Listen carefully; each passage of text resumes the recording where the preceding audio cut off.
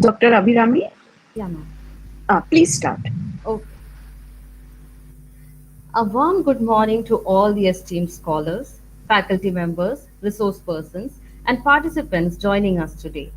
On behalf of the Shakespeare Society of Central India and the collaborating departments of English of Dr. S.C. GULHANE PRERNA College of Commerce and Science Nagpur, SANTAJI Mahavidyalaya Nagpur, HISLOP College Nagpur, J.M. Patel Arts, Commerce and Science College Bhandara, and Dr. MADHUKARRAO WASNIK P.W.S Arts, Commerce and Science College, it is my immense pleasure to welcome all of you to the third day of the National Online Certificate course in Shakespearean Studies.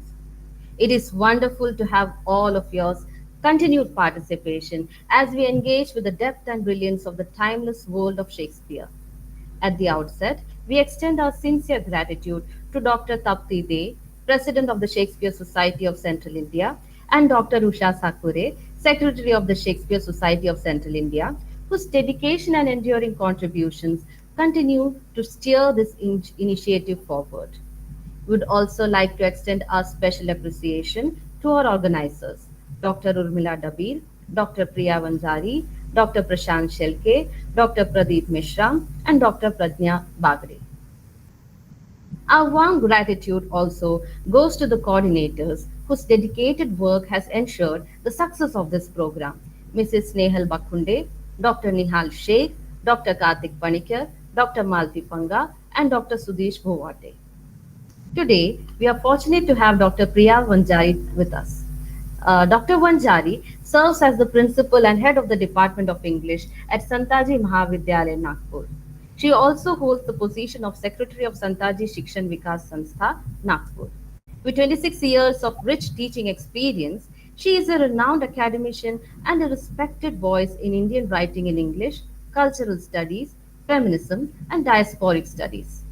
Dr. Vanjari has contributed significantly to academic leadership, having served as a member of the Board of Studies of English at Rashtra Sant Tukaroji Maharaj, Nagpur University. She is also the co-founder of Senecal, a peer-reviewed annual journal of English, and editor of Delta, a peer-reviewed national journal of multidisciplinary research. Dr. Vanjari has authored 5 books, including A Fictional World of Shobha Day and Diaspora in the Novels of Jhumpa Lahiri, Amitav Ghosh, and Salman Rushdie, both of which are housed in libraries of international repute. Her academic excellence has been recognized with awards. Under her able guidance, 8 research scholars have been awarded the PhD degree. With an impressive record of 93 research papers published, Dr. Priya Vanjari continues to contribute meaningfully to the world of literary and cultural scholarship. I request Priya ma'am to kindly address the participants. Thank you very much, Amy. Thank It's a pleasure to be here this morning with this National Online Certificate course in Shakespearean Studies that has been organized by Shakespeare Society of Central India in collaboration with, as Amy has already said, Santaji Mahavidyalaya, HISLOP College, J.M. Patel Arts and Commerce College, Dr. MADHUKARRAO WASNIK P.W.S Arts College, Commerce College, Department of English Mahila Mahavidyalaya, PRERNA College of Commerce, and of course, we have all the principals, distinguished guest, Dr. Shripad Bhatt with us today, who is a speaker for today's session. I'll take this opportunity in welcoming all the principals and of course the coordinators who have worked hard to make this program a success. Dr. Usha, a very close friend. I would like to inform all the guests and participants who have joined in this online training, Shakespeare Studies, that we are happy to have collaborated. MOU is in existence with this Shakespeare Society of Central India that promotes the academic understanding and literature written by the great dramatist and poet. The most remarkable thing about the literature produced by William Shakespeare today is that even after so many years, the themes and technical aspects have not lost their relevance and importance as they are so important from research point of view. Today's lecture aims at a different perspective by Dr. Shripad Bhatt. Bhatt sir, I had the opportunity of going through your bio note, and I saw so many books published by you. But a note of interest was your lectures on Gandhiji, which stirred my mind that you can speak on different things at the same time. Today's perspective of taking literature, a feministic perspective on Shakespeare studies, is itself a very turning point.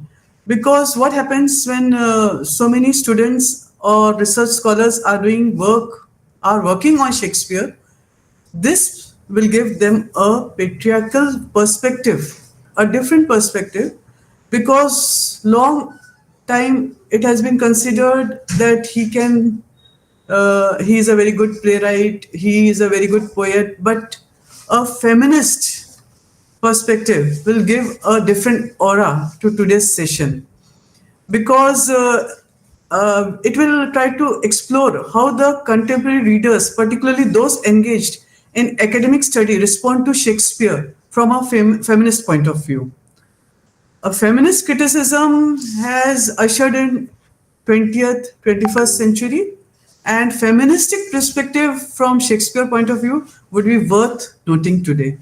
So I think this collaborative activity involving all the coordinators like a good friend Karthik sir, Nihal Sheikh sir, Sudesh sir, and Malti Panga all have made it a point to make this week-long training program certificate course very interesting.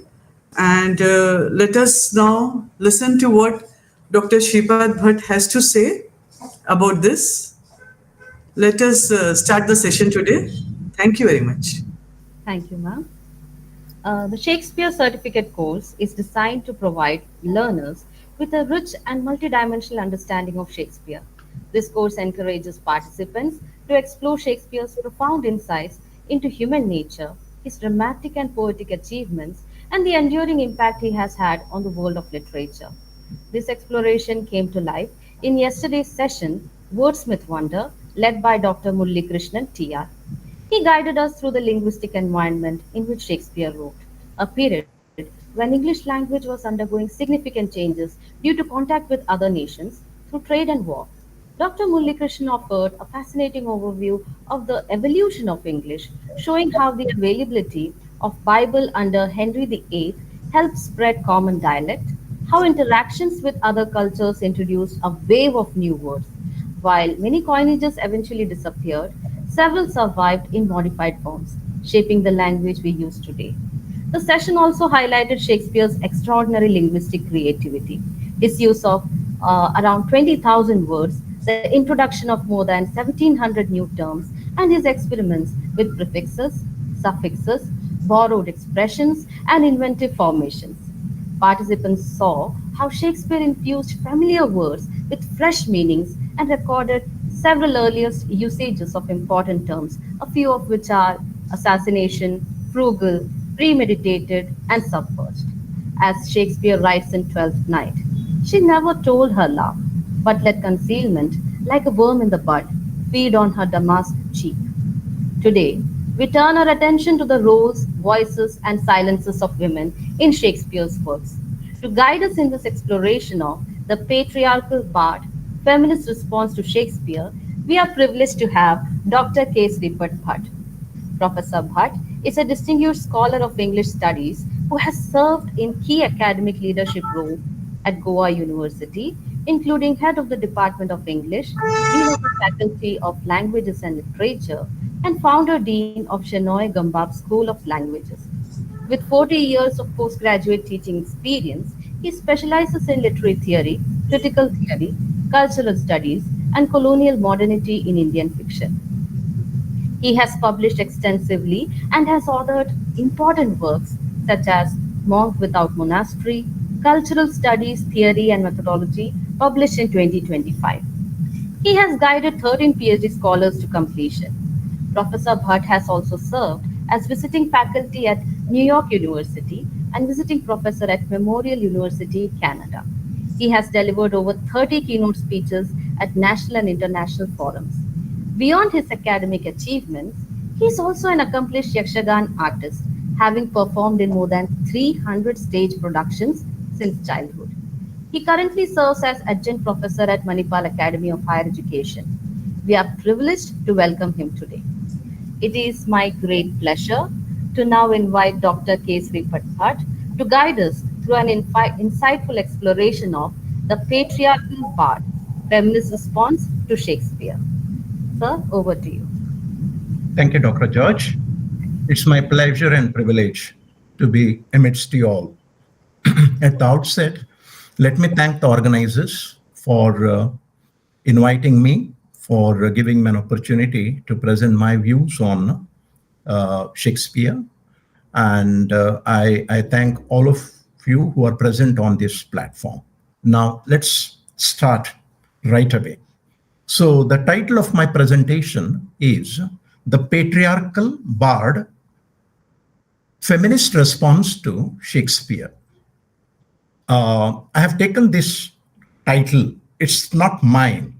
I have borrowed it from Kathleen McCluskey. She wrote an essay way back in 1985 titled The Patriarchal Bard. It became a bit controversial, and that is how she described Shakespeare. You know, Shakespeare is known as the bard. You know, when in the English literary context, everybody knows that when somebody is called, somebody is designated as the bard, it obviously refers to Shakespeare. So let's start the presentation. I'm waiting for the first PPT here. First slide. Yeah. We're just putting. Yeah. Right. So let's move on. So this is the title, The Patriarchal Bard. Let's go to the next slide. Thou art free.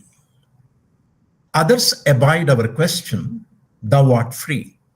This is the famous utterance of Matthew Arnold, the well-known cultural critic and poet of the 19th century. This is how he gives the ultimate compliment to the bard. You can analyze, you can examine, you can scrutinize others, but not Shakespeare. Shakespeare is free. Nobody can question him. Others abide our question. We can investigate, we can examine, we can criticize others, other writers, other human beings, other poets, but not Shakespeare. Shakespeare is free from our questioning. Now, he is giving a status to Shakespeare, which is, I would rather say, equivalent to that of God. We believe that God cannot be questioned. Human beings, as human beings, we are mortals. We are subject to investigation. We are subject to questioning. God is beyond that. Now, Matthew Arnold is giving that status to Shakespeare, the bard. Well, let me tell you, Arnold is not an exception in terms of his supreme adulation of Shakespeare. It's going on right since the Elizabethan age itself. You know, every age, for that matter, has created its own Shakespeare. Every age has admired and loved Shakespeare in its own way. Whenever a new school of thought, whenever a new school of criticism appears on the horizon, Shakespeare becomes the ultimate yardstick to judge their critical tools, to evaluate their critical tools. So let's go back to the Elizabethan age briefly. He was admired and loved by all Elizabethans. That included the elites and even ordinary people. They enjoyed his play because Shakespeare went on producing a blockbuster after blockbuster, whether it was Hamlet, whether it was Twelfth Night. People enjoyed watching his plays. And one contemporary of Shakespeare, to give an example, his name was John Weaver. He described Shakespeare as honey-tongued Shakespeare. What a beautiful expression. And Ben Jonson, the great contemporary of Shakespeare, you are familiar with his legendary utterance about Shakespeare. He was not of an age, but for all the time. He belonged to all ages. So he is specifying the timeless essence of Shakespeare. And then let's come to the 17th century. You have Dryden, who hailed Shakespeare as a native genius. And then in the 18th century, you have Dr. Samuel Johnson, who wrote a book on Shakespeare. And then the adulation of Shakespeare reaches its peak in the 19th century. You have Coleridge, for instance, hailing Shakespeare as an organic genius. And then you have Wordsworth, his collaborator, who, while describing Shakespeare's sonnets, who comes out with a beautiful utterance. There he says in his sonnets, Shakespeare unlocked his heart.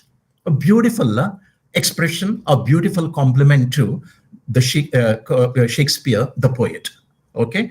Now come to the 20th century. You have A.C. Bradley, who wrote the phenomenal book titled Shakespearean Tragedy. There he admires Shakespeare for the exposition of essential humanism and individualism in an epic scale. And then you have formalists like L.C. Knights, G. Wilson Knight, and Livy-Sites. So it was going on till the middle of the 20th century, right from the 16th to the middle of the 20th century. Shakespeare is projected as a supreme icon of English literature, the bard. However, by the middle of the 20th century, things started changing. All changed utterly. A terrible beauty was born. You will see the emergence of theory, which included varieties of post-structuralist theories, post-colonialism, and modern feminism. So at this juncture, somewhere in 1970s and 80s, you will see the gradual interrogation, the gradual critical interrogation of the bard, who was until now untouchable, who was almost given a demigod status by the critics and common people alike. But things started changing. Post-colonial critics, for instance, they started questioning the depiction of, let us say, racial stereotypes in the works of Shakespeare. And they started, to give you another example, interrogating some of the characters there, whether it is Shylock or Prospero, the colonizer. This was going on. And feminists during this time joined this bandwagon for the right reasons. And they were the ones who started interrogating Shakespeare and his works and his characters in the right spirit. And that's what we are going to discuss now. Shall we move on to the next slide, please? Yeah. Before that, I would like to tell you something about the reception of Shakespeare by the women of the 19th century. Well, everything started happening 100 years later. Let's be very clear about it. The beginning of feminist literary criticism happened somewhere in the middle of the 20th century. But in the 19th century, you come across some women intellectuals. I can call them public intellectuals. And they were in awe of Shakespeare. I'm mentioning two women here. One was an American lady. Her name is Margaret Fuller, who published a beautiful book titled Woman in the 19th Century, published in 1843. And another one is Anna Jameson, who is an Anglo-Irish art historian. Both these public intellectuals, both these eminent ladies recommended reading Shakespeare for your self-improvement for female readers. This was in the 19th century. And they even used Shakespeare's plays for advocating women's rights. Would you believe it? So Shakespeare is used by these women for advocating women's rights. Perhaps they saw some liberated women among, amidst the galaxy of Shakespeare's characters. Shall we move on to the next slide? Yes. Now, I'm trying to map the contours of feminist response to Shakespeare. Make no mistake, it happens at the, around 1970s or so. Okay, that's the beginning of modern feminist literary criticism. So I'm presenting before you some of the basic characteristics of modern feminist criticism. And I will discuss it in detail, all these features in the succeeding slides. Feminist criticism eliminates the extent to which Shakespeare inhabited the patriarchal world dominated by men and fathers, in which women were essentially the means of exchange in power relationship. So here they're focusing on patriarchy and power. How power is inscribed in the patriarchal structures, and how the woman here is at the receiving end of these domineering patriarchal structures. Then they are deeply interested in marriage, gender relations, and power. How marriage as an institution, perhaps as part of patriarchy, how it is reflected in the plays of Shakespeare. Then, more importantly, they foreground the question of agency. Whether the women characters there in Shakespeare, whether it is Desdemona or Cordelia or Ophelia, whether they are bestowed with agency. So what do we mean by agency here? Agency is the power of an individual for self-transformation. So it refers to the autonomy of the individual, whether the female characters are endowed with the agency, whether they are autonomous. Feminists are interested in raising these questions. So, for example, they highlight the dominating role of father in The Tempest, Prospero, in relation to Miranda. Okay, that's one example for you. Let's move on to the next slide. Yes. Where do we locate the beginnings of feminist reading of Shakespeare? In Simone de Beauvoir's Second Sex, you don't find any reference to Shakespeare. I don't know whether she has discussed Shakespeare in any other work. I didn't find any reference, but the right beginning here is Kate Millett, a well-known Marxist feminist literary critic of 1970s. 70, she came out with a phenomenal book titled Sexual Point, where she examines Shakespeare's plays through the prism of patriarchal power and asserts that his plays, by and large, reflect and reinforce male domination and subjugation of women. She, sexual point, she also discusses, Shakespeare while dealing with other writers like Lawrence and other modern writers. So she argued, your fellow, you may, I'll be very happy if you marry me. If not, I will die your maid. Look at the, level of confession here.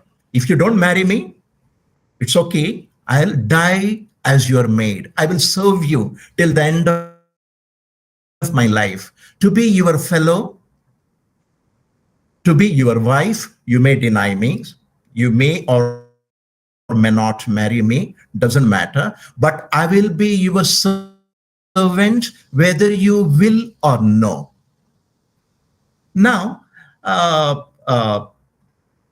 this particular confession of Miranda, it's reflective of her servitude. Now, is it the product of patriarchy? We have to examine it.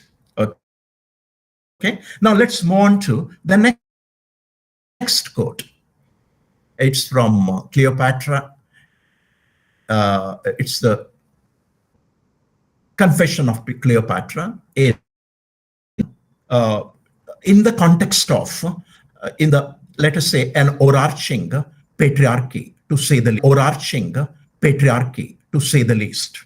Let's move on. Yes. Now I'm going to discuss three important works. Okay, they are all founding texts of modern feminist approach to Shakespeare. So let's begin with the book by Juliet Duisenberg, titled Shakespeare and the Nature of Women. It was published in 1975. 5 years later, 5 years after Sexual Politics was published. Dimphna Callaghan considers this work as the founding text of feminist Shakespeare studies. I really agree with her. It's a beautiful work, and it's the first major feminist analysis of Shakespeare. For the first time, you are encountering a book which is exclusively on Shakespeare, written by a woman from a feminist standpoint. So what does this book do? It sets out to investigate women's place in culture, history, religion, society, and family. So it deals with a host of issues related specifically to the Elizabethan age. And what is her argument here in this book? I'm just presenting the thematic center of this book. She contends that as humanism encouraged improved education of women, they gained greater authority and freedom, which is reflected in Shakespeare's plays. Okay, I repeat, she argues that as humanism encouraged improved education of women, Juliet Duisenberg, this is reflected in Shakespeare's plays in terms of his characters, whether it is Lady Macbeth, whether it is Cordelia, and so on and so forth. So she focuses on the process of negotiation and renegotiation in relation to patriarchal power structures. So here, according to her, the women here, they are not helpless.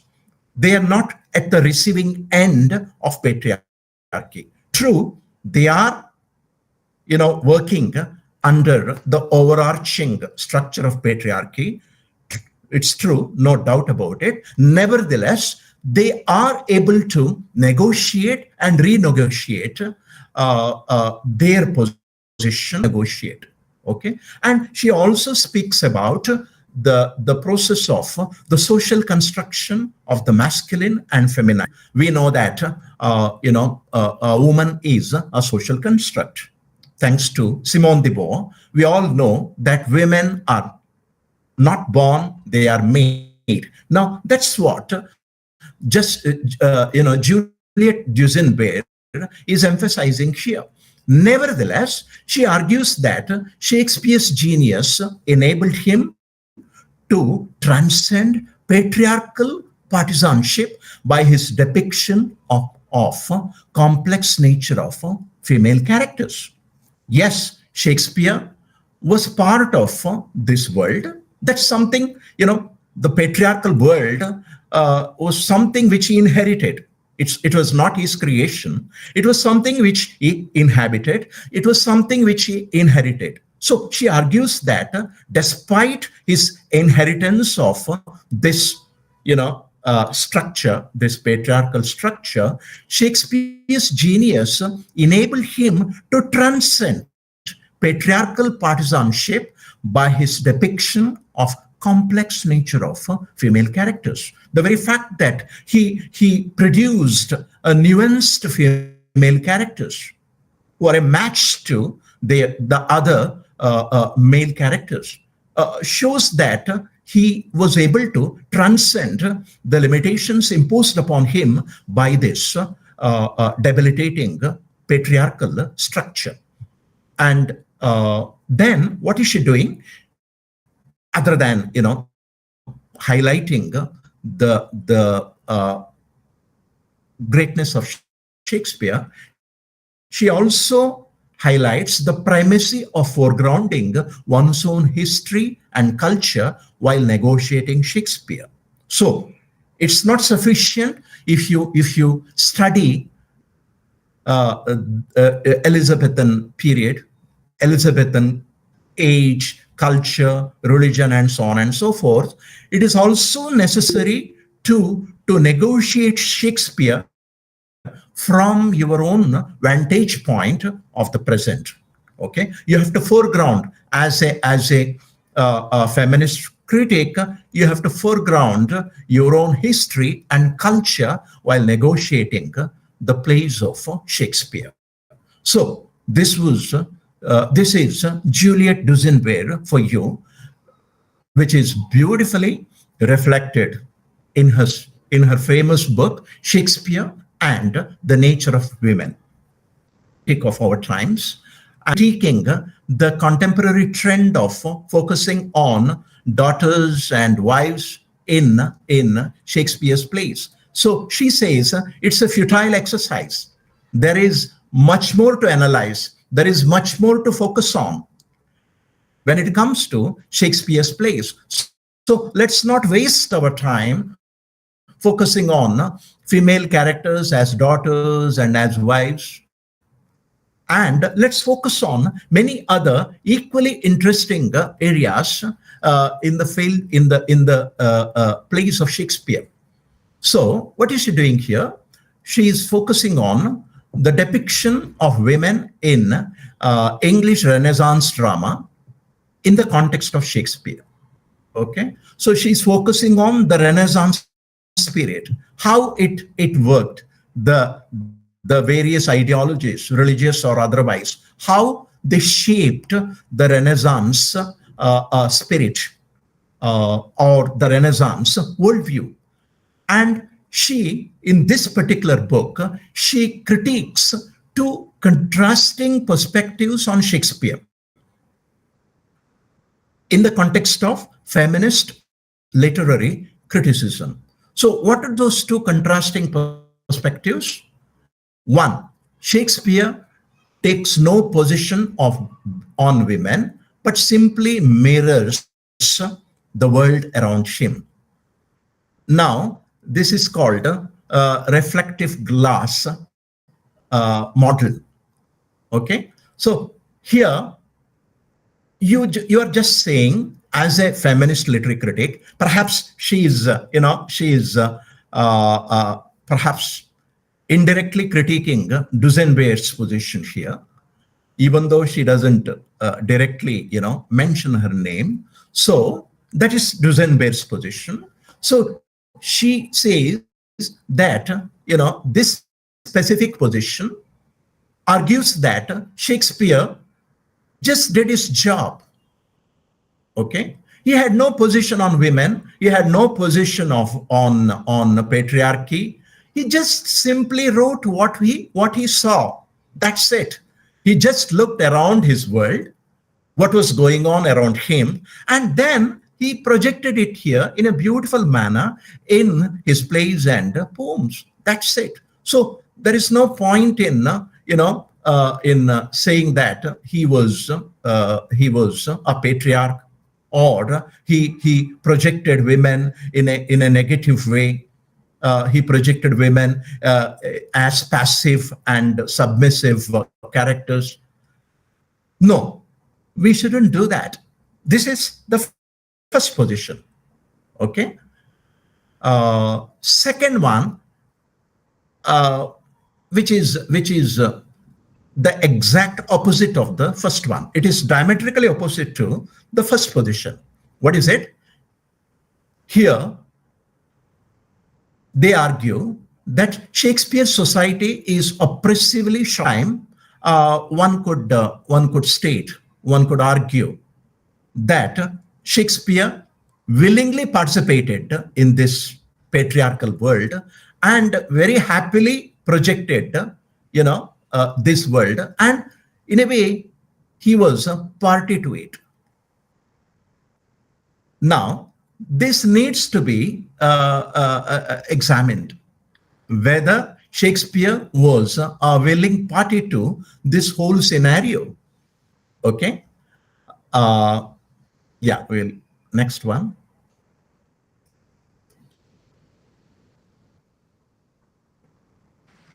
Yeah. Just a second, sir. There was some problem with the PPT sharing again. Yeah. Okay.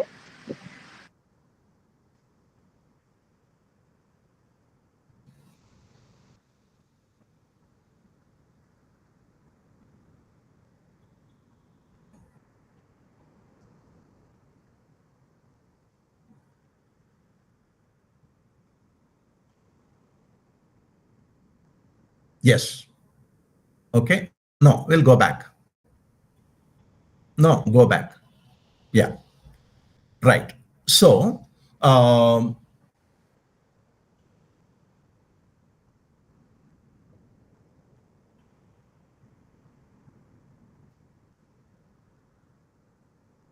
yeah. Let's, yeah. So, I presented before you two contrasting perspectives, and Lisa Jardine, in her famous book, Still Harping on Daughters, she critiques both these positions.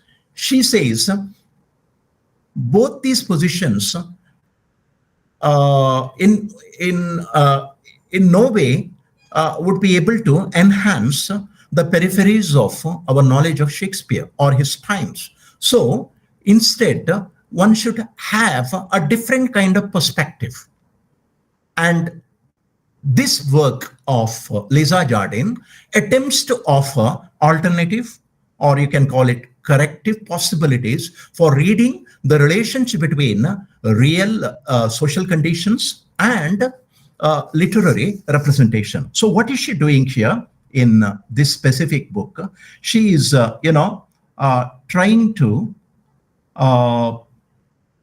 correlate the Elizabethan social conditions with their presentation, with their representation in the works of Shakespeare. Okay, and her analysis of female roles in at the beginning of this book, the first chapter. I'm focusing on the first chapter. Very interesting chapter. See, she speaks about, the title of this essay is Female Roles and Elizabethan Eroticism. All of us know that during the time of Shakespeare, all the female roles were, enacted by men, particularly young men, young adults, so to speak. And how it was received. Today, we just take it for granted that, everybody knows that during the Elizabethan times, the female roles were enacted by young males. Everybody knows, and we move on. But she is interested in examining the Elizabethan response to this phenomenon. Was it accepted? Was it considered as legitimate? Here, she goes back to certain contemporary documents belonging to the Elizabethan age, and she comes out with certain examples how this whole tendency, whole trend was resisted by the Orthodox people, particularly the clergy, okay, the Anglican clergy, how they resisted, how they questioned this trend.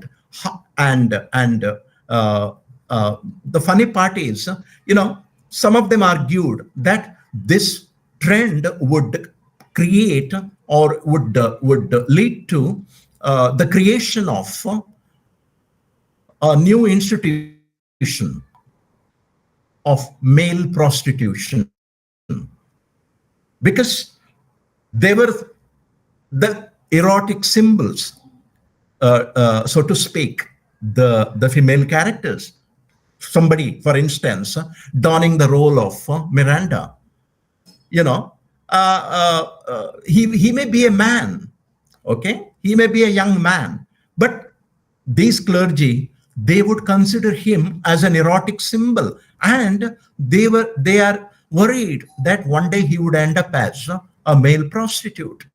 So this is the response, right? Very interesting. Something which we never negotiated, something which we never bothered to investigate, something which we just took for granted, that there were men, particularly young men, who would don the role of female characters during the Elizabeth. The constitution of masculine identity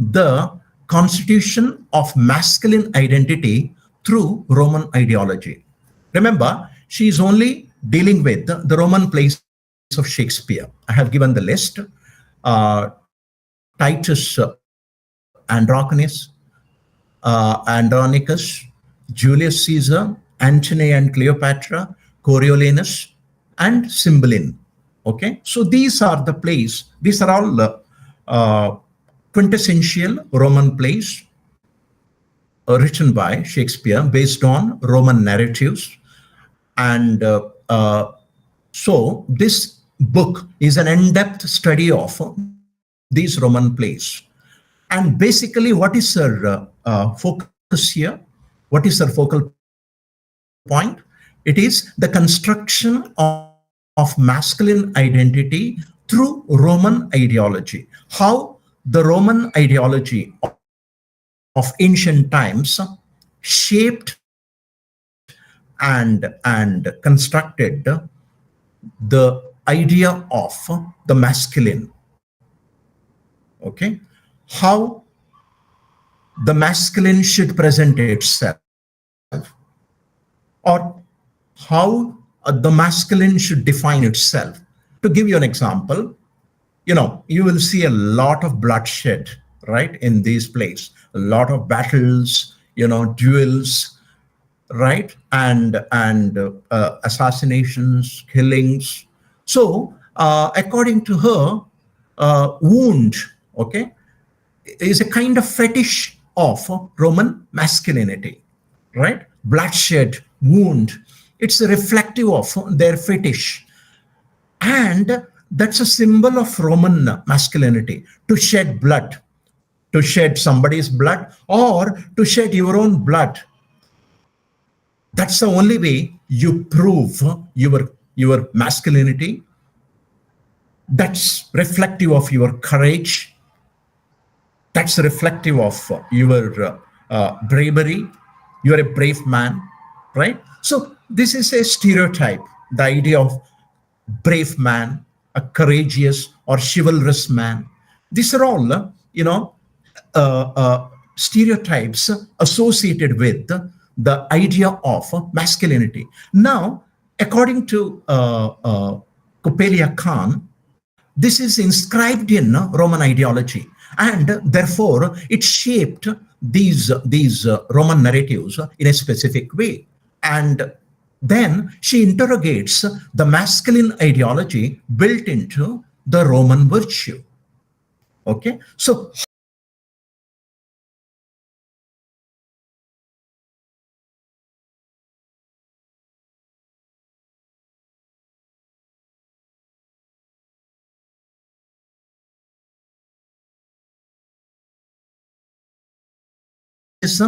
meets history. A phenomenal book, a brilliant work, written from a different perspective. Okay, yes, let's move on. Yes. Now, let me focus on certain issues.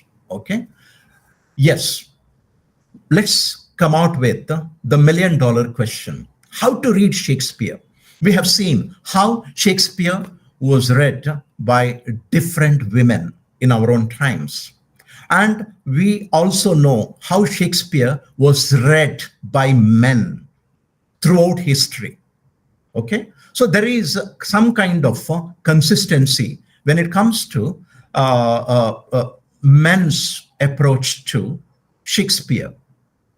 You can call it, to Shakespeare's own phrase, a method in madness, right? There is some kind of consistency. There is a kind of adulation.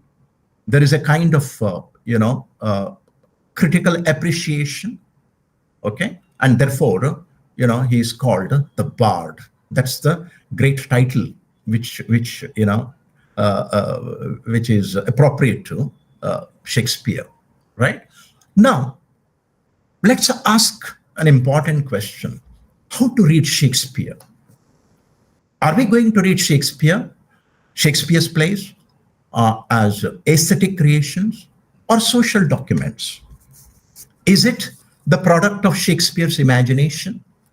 Or is Shakespeare documenting the world around him? Okay. Supposing he projects Miranda in a specific way, Miranda in The Tempest, can we take him to task? Can we do that? I quoted Miranda, right? Her confession. She's telling Ferdinand openly, if you don't marry me, I would remain as your maid. I would serve you till the end of my life. Now, is it something which is Shakespeare's personal view of a woman? Did he really uphold or subscribe to a patriarchal perspective? We don't know.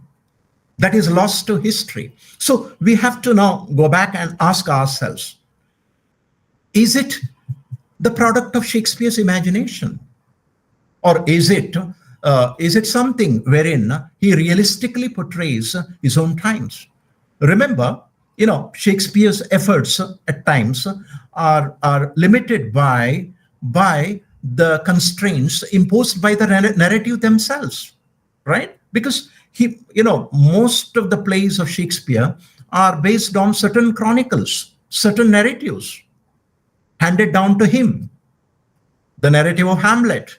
So he has certain limitations, and within those limitations, he has to, expand, right? Create a specific plot structure, create, dialogues, characters, right? He has certain limitations imposed upon him by the chronicles themselves.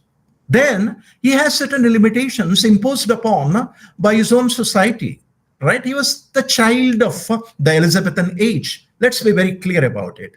Okay, Shakespeare was the product of his own age. Yes, he is a genius, no doubt about it. But nevertheless, he was part of his times. So obviously, he might have inherited certain perspectives, certain prejudices, quote unquote, belonging to his own time, right?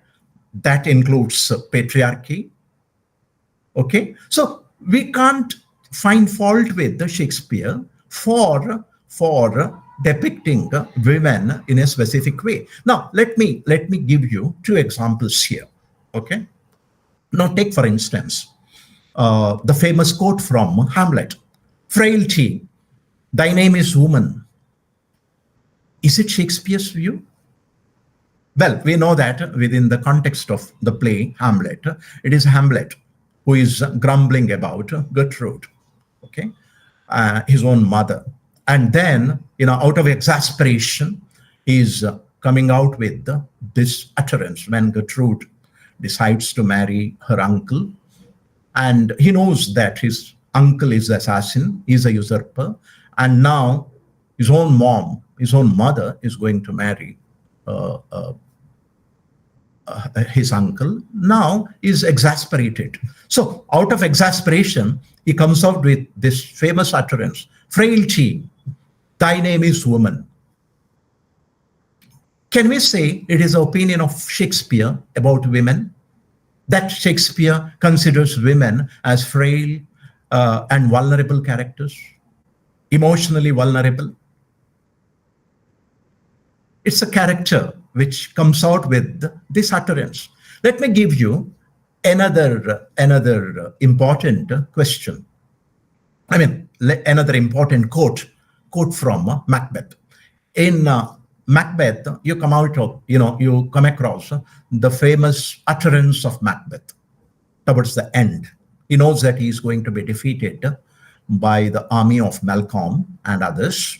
Then he comes out with this famous utterance: "Life is a tale told by an idiot, full of sound and fury, signifying nothing." Now, can we say this is the worldview of Shakespeare?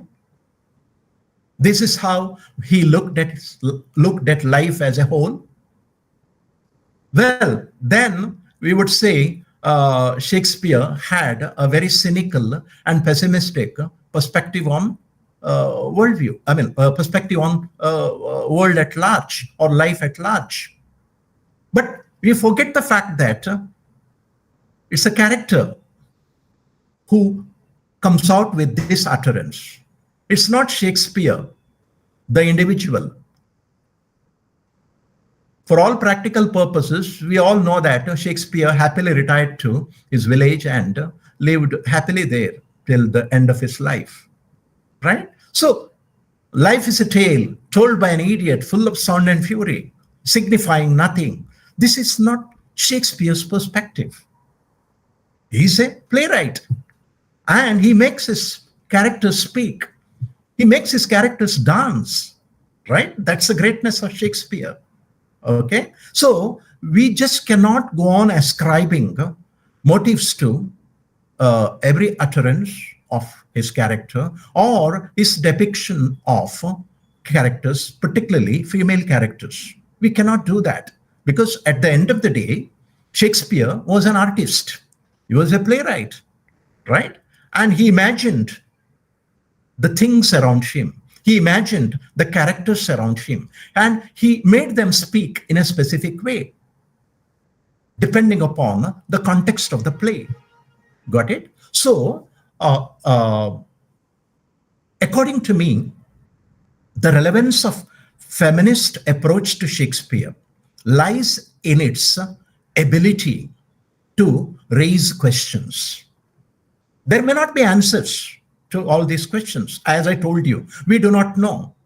And we don't have to know whether he was a patriarch or not, right? Whether, he was a sexist out and out. He may be, he may not be, right? That's, today, according to me, it's not that relevant. But these questions are relevant from the vantage point of the present. Today, every woman, whether she is a critic or not, every woman has the right, has the prerogative to read Shakespeare in a specific way. Okay? And the woman who is reading Shakespeare today in a specific way, which is, diametrically opposite to the way it is being read by the dominant male critical establishment, she has earned that right. The woman who is reading Shakespeare in a specific way in the contemporary context, she has earned that right through the power of history. History has given the woman to read Shakespeare or any writer, whether it is Shakespeare, whether it is G.H. Lawrence, whether it is James Joyce, whether it is Ramayana or Mahabharata, doesn't matter. She has earned the right to read a text in her own way. And that power is given to her by her own history. Her own history characterized by oppression and suppression. And therefore, a woman has a moral authority to raise these questions in the context of Shakespeare. So, according to me, through these questions alone, feminist literary studies has established its relevance. It's relevant for me as a reader of Shakespeare, as a student of cultural studies, because they were courageous enough. They were courageous enough to come out with these important questions about Shakespeare. Whether it is Shakespeare's projection of Miranda, whether it is Shakespeare's projection of Desdemona or Ophelia, they have every right, whether it is Lisa Jardine, whether it is Kate Millett, whether it is Duesenberg, whether it is my own student, she has every right to raise these questions in the context of Shakespeare. And therefore, feminist response to Shakespeare Shakespeare is extremely relevant to me. It has, as a reader of Shakespeare, as a student of cultural studies, it has enhanced the peripheries of my knowledge of Shakespeare. Something which was non-existent for 400 plus years, right since Shakespeare created his plays. From 17th to middle of the 20th century, some 300, 400 odd years, these questions weren't, conspicuous by their absence. They were non-existent. But from the 70s onwards, women dared to raise these questions in the context of Shakespeare, and hence you have a new discipline, a new kid on the block, which is designated as a feminist approach to Shakespeare. And more importantly, according to me, feminist critics created a culture of dissent. That's important to me, okay? Particularly in modern times. Today, in our world, dissent is always discouraged.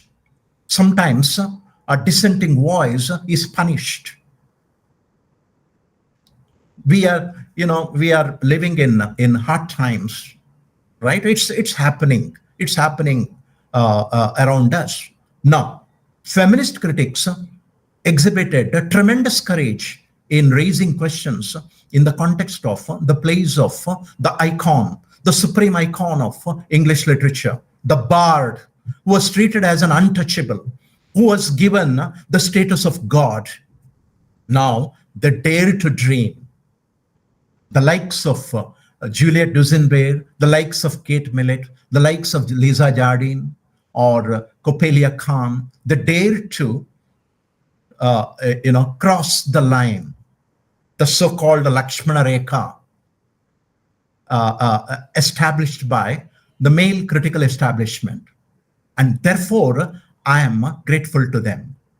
I may agree with them or I may not agree with them. That's a different issue altogether. But I am grateful to them because they were able to raise certain relevant questions in the context of Shakespeare. And those questions are relevant to me vis-a-vis my own time, my own contemporary times. They are relevant questions.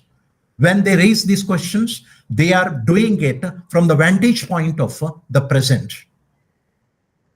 So let me conclude by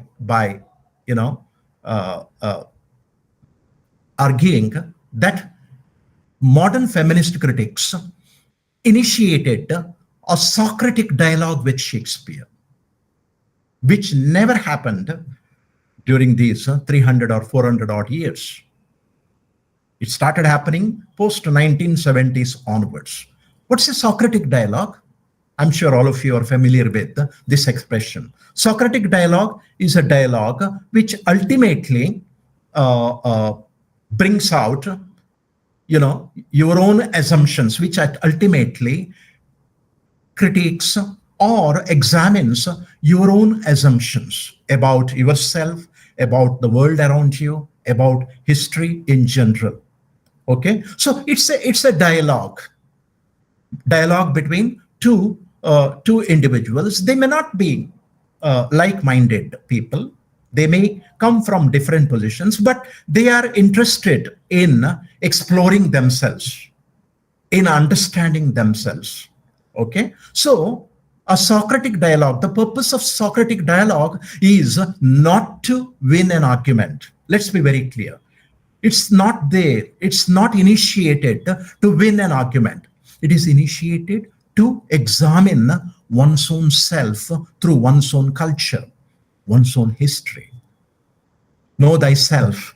You will understand yourself only when you examine your own assumptions about yourself, about the world around you, yourself in relation to your own history. And that's what feminist critics did wonderfully and brilliantly. To that extent, I'm grateful to all of them. Thank you very much. Thank you, sir. Here I rest my case.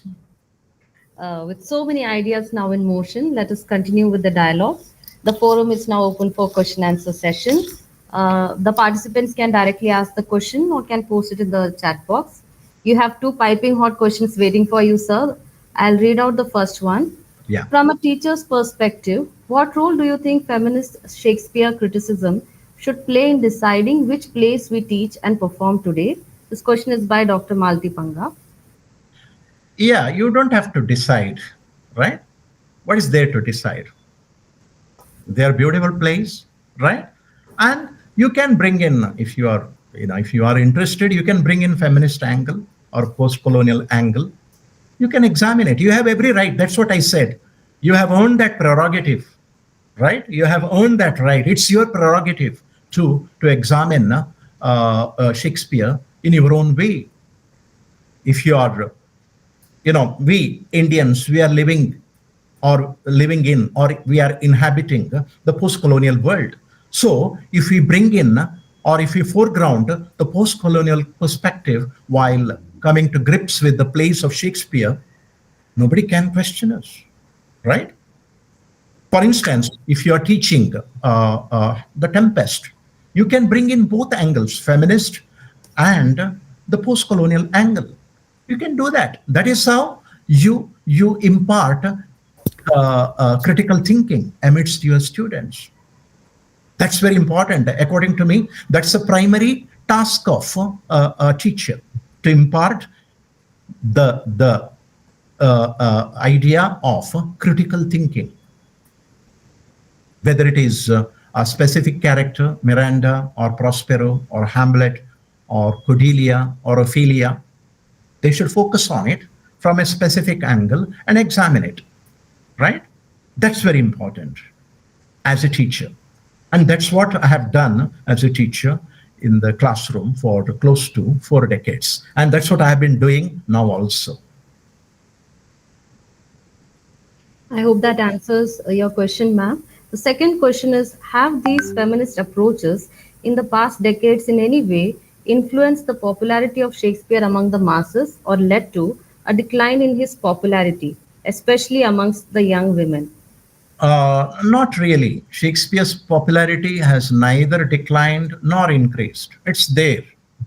It's there. And if something of that sort happens, feminists are no longer responsible for it. Okay? No. And I think Shakespeare is very much there everywhere, even in the third world, right? Even if you want to, well, I wouldn't do that. But supposing wants to get rid of a course on Shakespeare, it's not possible, right? Wherever you go, there is a course on Shakespeare, particularly at the postgraduate level. So his popularity hasn't declined. He's very much there, right? He's part of curriculum everywhere. Okay, even in England or any part of India. Okay, the next question from Ejaz Ansari. What's the potential for rereading Shakespeare and asking questions pertinent to LGBTQI plus communities? Yeah, one can ask, such questions because, again, they would be very relevant. Okay, because in Shakespeare you will find cross-dressing. Many critics have focused on that, right? Many feminist critics have focused on that cross-dressing and the fluidity of gender, so to speak, right? So Judith Butler has done a brilliant job as a feminist critic. Of course, she hasn't spoken much about Shakespeare, but nevertheless, that can be done. That can be done. So, how Shakespeare's plays, whether it is Portia in Merchant of Venice, right? So, in the guise of man, and how it obliterates the gender distinction, time-honored so-called gender distinction. So how it, in one way or the other, reflects gender fluidity. One can talk about it. Again, we should not ask a question like, did Shakespeare show his sympathy towards other genders? No, I don't think so. I don't know whether it was there or not, whether he was aware of it or not. We do not know, and there is no need to talk about it. But you as a reader, you as a teacher, you as a critic, right, from the vantage point of the present, you have every right to raise those questions in the context of the plays of Shakespeare. Okay, so that way it will be relevant even from the LGBTQ plus point of view. Next question. How works by Shakespeare are useful for present women? By Arvind Ilore. Shakespeare has come out with a galaxy of phenomenal female characters. Where do you find a character like Lady Macbeth? Where do you find? Right? Phenomenal. Okay? Whether it is Lady Macbeth, whether it is Portia, whether it is Rosalind, whether it is, Ophelia, they're all great characters portrayed with a lot of finesse. So, I repeat, you come across a galaxy of female characters in the plays of Shakespeare, which are drawn with phenomenal finesse. Okay? So, if you want any other example, perhaps you have to go to Mahabharata or Ramayana, some epics, okay, or the works of Tolstoy. I do not know. So they, perhaps, that way, Shakespeare is unparalleled in his portrayal of male as well as female characters, right? So that way, you can teach them in a beautiful way to your students. I think that is the question, right? The relevance of Shakespeare for women. If they are interested in the women characters, or if they are interested in any character, doesn't matter. You don't come across a character like Hamlet anywhere in the world. Unique character, Hamlet. Perhaps the most complex character across the entire spectrum of modern literature. Perhaps you may have to go back to epics to find a parallel. That to be or not to be, even today, right? We identify ourselves with Hamlet. There is Hamlet within every one of us, because that dilemma, to be or not to be, we face at one stage or the other of our life. And hence, Hamlet is even relevant even today. Any more questions? Participants, you can directly ask the question if you want.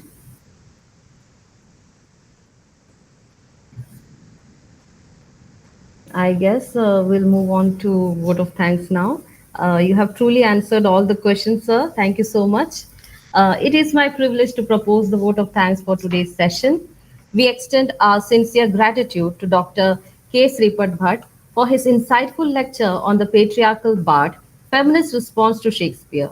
Sir, your discussion traced the evolution of feminist engagement with Shakespeare from the early admirers like Margaret Fuller, Anna Jameson, who saw his works as empowering for women, to the latter critics who began questioning representation, agency, and patriarchal structures within his play.